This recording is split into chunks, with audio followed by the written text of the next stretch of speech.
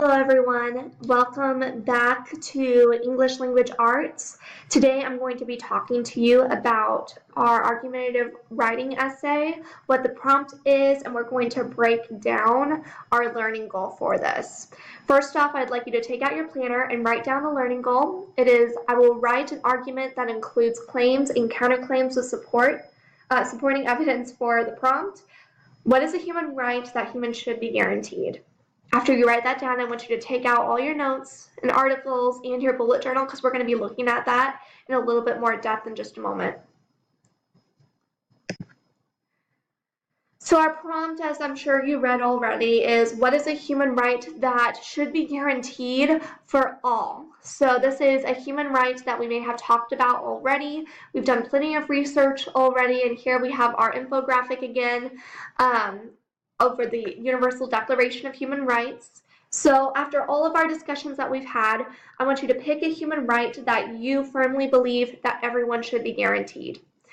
After you pick that, I want you to take a stand on that. So keep that in the background of your mind. You are completely for this, and you're going to explain why in your essay. So first, I want us to break it down from the learning standard to the learning goal.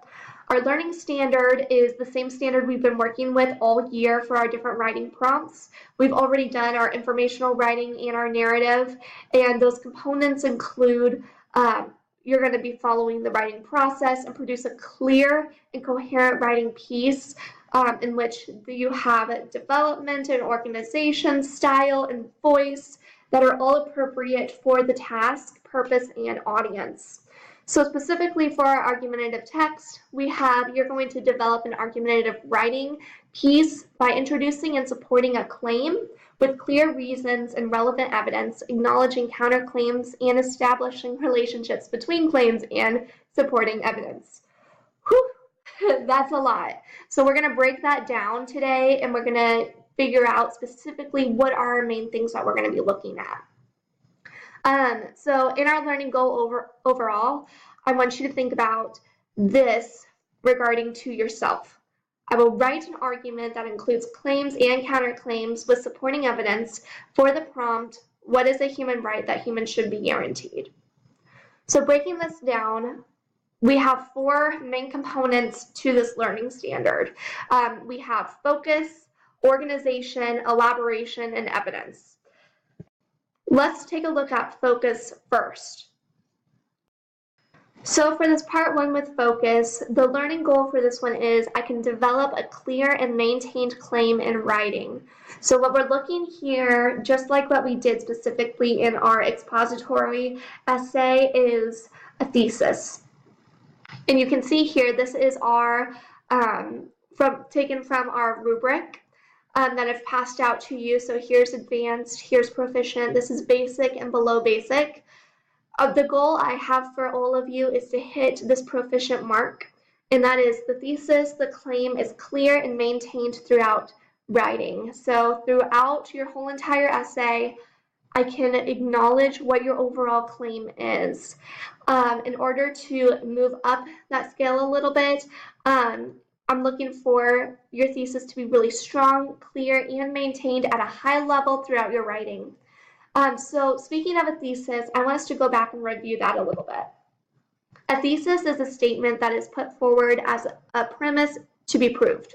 So especially in an argumentative essay, you are proving to your audience why you believe everyone should have this right. Why should everyone be guaranteed this right? What would be the purpose of it?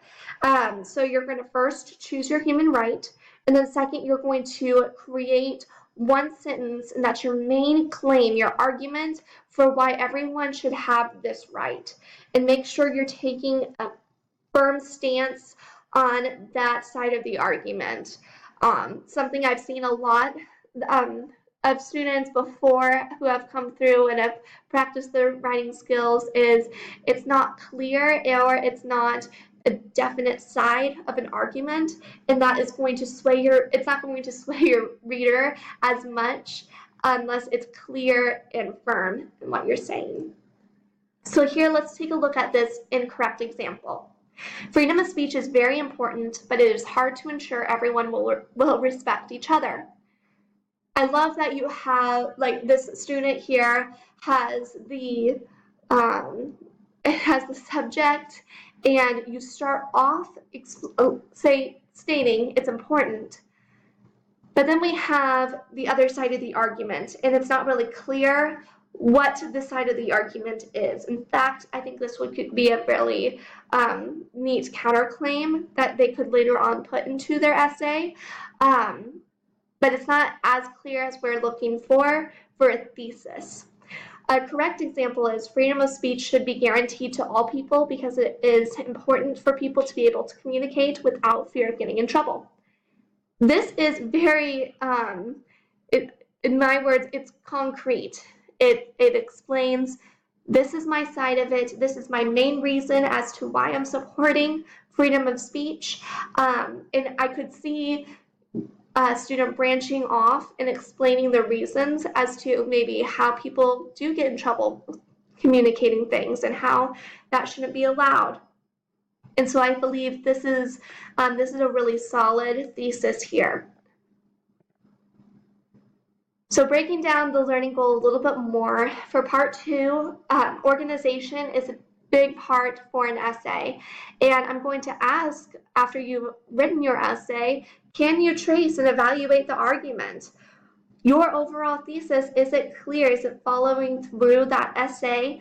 And does it have specific claims in the text? So you have your main overall claim, but then do you have other supporting claims supporting that overall claim? And do you provide reasoning for that? Is it sound? Does it make sense? Do you have evidence that is relevant? So evidence that goes along with what you're saying, that supports these overall claims. So there's 3 main pieces to your organization here. It's your supporting claims and figuring out, okay, here's what I have in place. Here are my different reasons that support my main claim. Then you have your reasoning. You explain, this is why I'm saying this. This is how it's helping support that overall claim. And lastly, it's pulling in that evidence from other authors and explaining, hey, it's not just me. I have credited authors out there who also agree with this and support my main claim. So for proficient, here we have specific claims and reasoning provided in support of the claim are sound and relevant. So think of sound. That means it's making sense. It's completely thought through, it's clear, and it's relevant. It goes along with what you're saying. And all points presented support that initial claim. That initial claim is your thesis. Part 3 is elaboration. And our learning goal here is I can establish arguments to support claims with clear reasons and relevant evidence. So this is going past the organization piece of making sure you have all those components.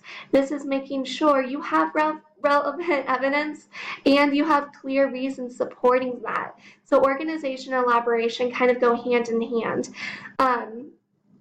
For that proficient level, all your arguments are supported with clear reasons and relevant evidence.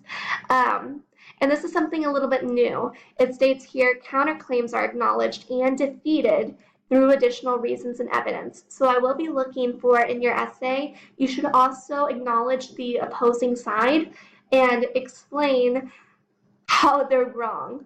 Refute them, almost like how we've done in our debates. Okay. And lastly, part 4 is evidence. I can gather relevant information from multiple print and digital sources using search terms effectively, assess the credibility and accuracy of each source, and quote or paraphrase the data and conclusions of others while avoiding plagiarism and following a standard format for citation. This is a very big one that we've been working on all year, and so specifically we're looking at those MLA citations, and that's something we're going to be from this point on moving forward and practicing those skills. I would like for us to review that too for a moment. I'm going to be looking for your bibliography at the bottom, your works cited, so here's an example of that. And I have directions here of if you need review and how you can create that. But then I also have over here on the side in-text citations, which is something I'm also going to be looking for. So anytime you are worried that you've pulled a piece of evidence and you want to make sure you're citing it correctly, here's an example. I have this as a direct quote. She can encourage her friends to vote, volunteer, attend rallies, and write letters. Here I have the last name of the author and the page number we found it on. And that's in parentheses. The period is at the end. So just make sure you're checking yourself that you've gone through all of those steps. Okay, so what I'm going to ask you to do now, after everything we've listed out, so those 4 main sections for our overall learning goal, we have our focus, organization, elaboration, and evidence. On the paper provided, I'm going to ask you to brainstorm in your own words. What is the learning goal for this assignment? So what are you seeking to get to for this assignment? Think about the prompt that we have and look at that rubric to make sure you're including everything. What are the important components you should have in your essay? Okay. I'm going to go around and collect those papers in just a moment, and we'll discuss it further from there. Thank you so much.